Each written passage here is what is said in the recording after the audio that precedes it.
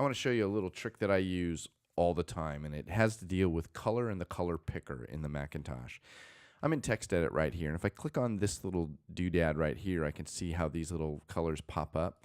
But if I go, let me think, I don't even know what it is without the keyboard shortcut. I believe it's font show colors, Command Shift letter C, and you get the sort of Macintosh color picker. And a lot of people think of the Mac color picker as this thing, this little crayon box, which is really stupid. There's a color wheel that you can, go and drag your colors. I actually like the sliders because oftentimes I'm given, RGB values that I'm gonna, dial in. But there's another little guy right here, and I don't even know what oh yeah, this kind of sea of color, whatever. I'm not too into that one. But this little guy right here allows me access to various palettes. And you see right here, I can choose different palettes. Now, what I've actually done is I've created custom palettes, and that's what the whole point of this little tutorial is here. Now, here's, like, for example, here is a palette from one of my jobs. Okay, I just finished this job, and the company has, neutral colors and primary and secondary colors, and I actually label them that way, so I remember, like, the secondary colors, they don't want to use those quite as much. So at any rate, it allows me to have access to them. Now, you're thinking, so what, Chris? You're in TextEdit. Well, let me show you something cool here. I'm going to go over to Photoshop, and if I open up the little color picker here in Photoshop, I get the Adobe color picker. Fine and dandy, but what I really want is access to my same color palette. So if I go over here to Preferences and go General, right at the top of the list here in the Photoshop Preferences is a little thing called Color Picker, Adobe or Apple Color Picker.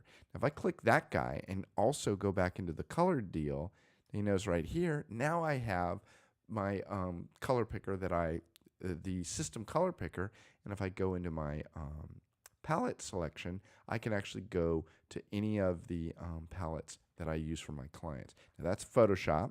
Next one I want to show you is the Illustrator. Same drill. By default, you get the Adobe color picker, not interested. But if I go into my preferences, general, it's different than Photoshop, and actually for a while I was like, I wish I had that in After Effects, but actually if you come way down here, use System Color Picker, and if you enable that guy and now launch a color picker, now I have the same color picker that I had in Photoshop. I have my pre-built palettes that I use for my clients. And then the last Adobe app is Illustrator. The problem is you can't do this in Illustrator. And I don't know why. Maybe it's because, like real artists use Illustrator and they wouldn't, whatever. At any rate, there's no way to use anything but the Illustrator color picker. And I also find it very odd that all three of those main Adobe apps, Illustrator, Photoshop, and After Effects, they're all slightly different. I don't understand why that's not more uniform. At any rate, we're not going to be dealing with that. Let's go back to Photoshop for now.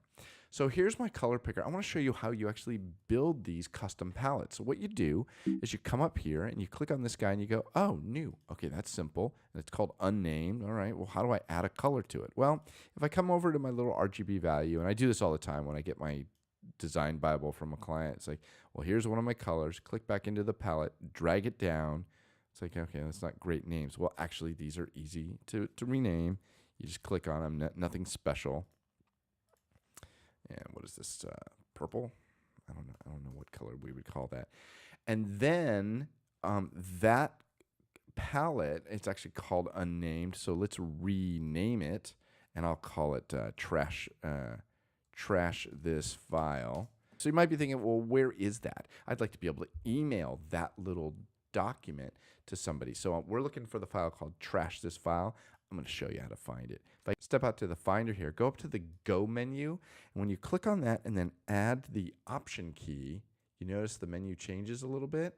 It's because it adds the library. So I open up that guy, and in the library, if you scroll down here, here's your colors, and look at that, trash this file. So that little file, 139 bytes, not even K, it's just 139 bytes, little tiny guy. I can email that, or I can send it to another computer. Now let's say I send it to somebody and I wanted to add a color in here.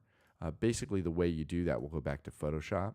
If I go back to the color picker and I say I want to open a new file, I'd basically just go to my desktop and see that little .clr file. That's how you would add that file. So if I email that to all the artists on my project and say, here's our color palette for this job, load it, don't mess with it. So anyway, I think that's it. You can create your own palettes. You can use them for your jobs, and it makes it really easy to make sure that you're spot on. I wish you could do it in Illustrator. Can't do it yet. Illustrator has its own swatch deal thing, which I've never really completely understood. I guess I could make the swatches, but I just wish I could use my Apple color picker everywhere. So anyway, that's the tip of the day. Hope you enjoy it. Later.